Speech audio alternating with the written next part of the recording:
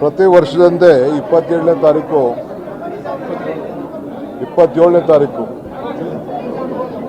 June 27ನೇ ತಾರೀಕು ಕೆಂಪೇಗೌಡ ಆಚರಣೆ ಬಗ್ಗೆ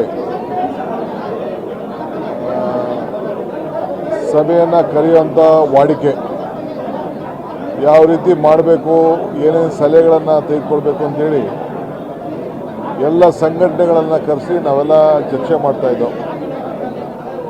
ಅದೇ ರೀತಿ ಇವತ್ತು ಕೂಡ ಎಲ್ಲ ಕರೆಸಿ ಚರ್ಚೆ ಮಾಡಿದ್ದೇವೆ. 27ನೇ ತಾರೀಕು ಈ ವರ್ಷ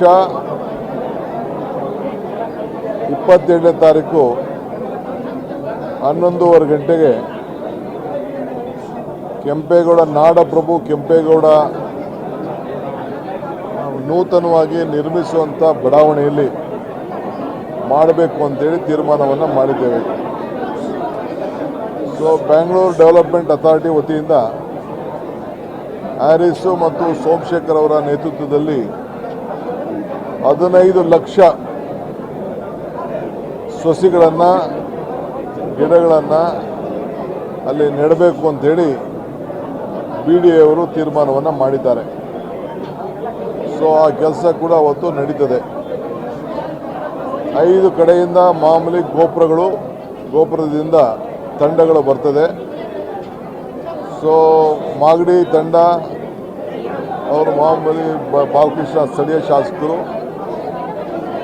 ಹುಲಿಯದುರ್ಗ ಕಡೆಯಿಂದ ರಂಗನಾಥ್ ಅವರು, ಸೊ ದೇವನಹಳ್ಳಿ ಕೆಂಪೇಗೌಡ ವಿಮಾನ ನಿಲ್ದಾಣದಲ್ಲಿ ಏನು ಒಂದು ಪುತ್ಥಳಿ ಇದೆ, ಅಲ್ಲಿ ಕಾರ್ಯಕ್ರಮವನ್ನು ನಮ್ಮ KH ಮುನಿಯಪ್ಪನವರು ವಹಿಸ್ತಾರೆ.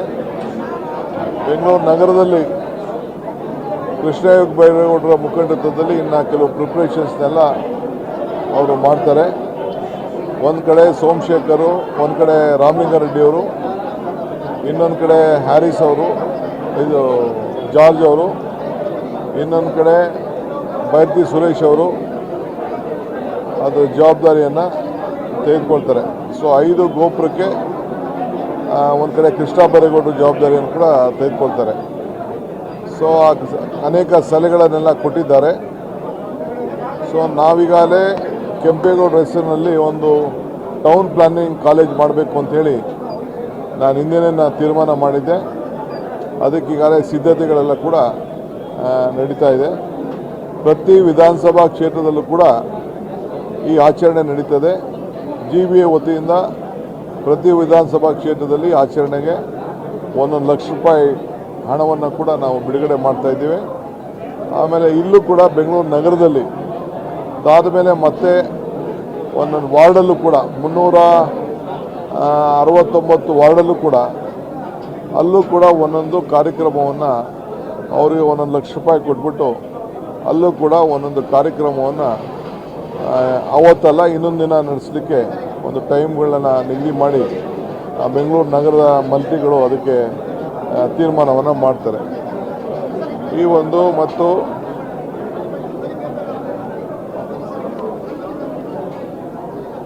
ದೇವನಹಳ್ಳಿ ವಿಮಾನ ನಿಲ್ದಾಣದಲ್ಲಿ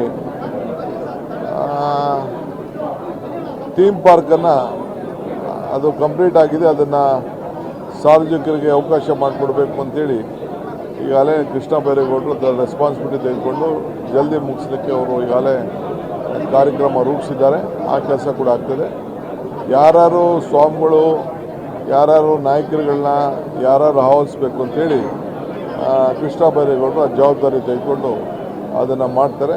ಸಂಘಟನೆಗಳು ಕೂಡ ಅವರೇ ಸಂಪರ್ಕವನ್ನು ಇಟ್ಕೊಂಡು ಎಲ್ಲೆಲ್ಲಿ ಜವಾಬ್ದಾರಿ ತೆಗೆದುಕೊಂಡು ಮಾಡ್ತಾರೆ. ವಕೀಲರ ಸಂಘದವರು ಕೂಡ ಅವರು ಪ್ರತ್ಯೇಕವಾಗಿ ಅವ್ರದ್ದೊಂದು ತಂಡ ಎಷ್ಟಿದೆ ಅದು ಸಂಪೂರ್ಣವಾದ ಜವಾಬ್ದಾರಿ ಅವರು ಕೂಡ ತೆಗೆದುಕೊಂಡಿದ್ದಾರೆ. ಇದಲ್ಲದೆ ಬರೀ ಒಂದು ಜಾತಿ ಒಂದು ಧರ್ಮಕ್ಕೆ ಸೀಮಿತ ಅಲ್ಲ, ಬೆಂಗಳೂರು ನಗರ ಮತ್ತು ರಾಜ್ಯಕ್ಕೆ ಆಸ್ತಿ ಕೆಂಪೇಗೌಡರು.